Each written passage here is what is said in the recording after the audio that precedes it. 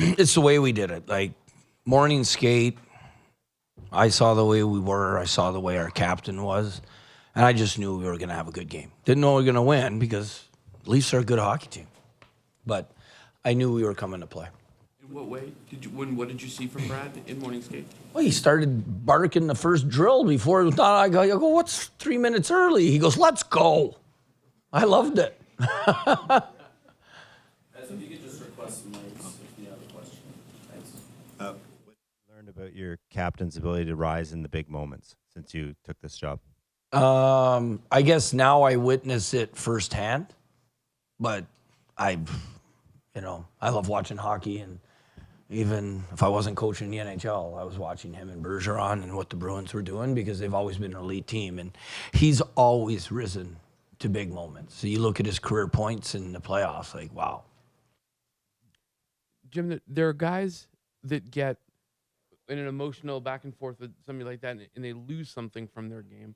Is kind of Brad's hallmark that he's sharper, or he can stay sharp when things are getting a little bit chaotic around him?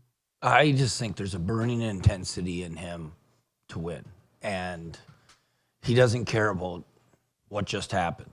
It goes good or bad, it's gone. He's on to what's next. Yeah, Sheldon Keefe was just in here saying it's unbelievable how Brad is able to draw penalties, avoid getting calls himself. What allows him to stay on the right side of the line so much, even though he kind of lives in that gray area? Well, that's new. I think it's age, right? But the 2 years last year, he did the same. I don't think he took a penalty last year in the playoffs, and obviously he's, everybody in the playoffs targets the other team's best players, and he gets targeted, and he still manages to get under people's skin, and yet he doesn't cross the line. It's something that, you just got to tip your hat to him because of his maturation as a hockey player and as a person. Jim, too, if I could, the power play, as you know, over the last 12 games, regular season, was missing in action. What's been the reason for the turnaround here? I just think the pace with which we're playing with, the pucks are moving, people are moving off the puck. It's what we were trying to do for those 12 games. And I just think also splitting up the units, it created inner competition. It also freed people's minds of like, I got to get the puck to Pasta. I got to get the puck to Marchand.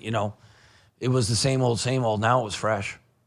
And related to that, and late in the second, or the end of the second period, there's the delayed call, and you guys sort of bleed that out, right?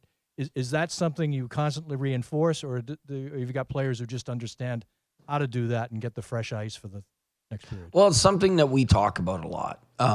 And we try, if Toronto didn't have a penalty, we really try and milk the clock to be able to create. Because usually when you have a delayed penalty, the other team's best defensive players aren't out there. They're not used to being out there. Not all the time, but, So that's why, like, if you see a lot of teams, they do that. But for us, it was really smart. That's the players on their own doing that. And you could tell, like, Lindholm and Marshy brought it back. Like, it was just really smart with the time management on the clock and being able to get a longer power play. It's not something you can be yelling from the bench, I assume. No, I yell from the bench all the time. They never listen. How locked in have you seen Swayman be in these two starts that he's gotten? He's been terrific. Like,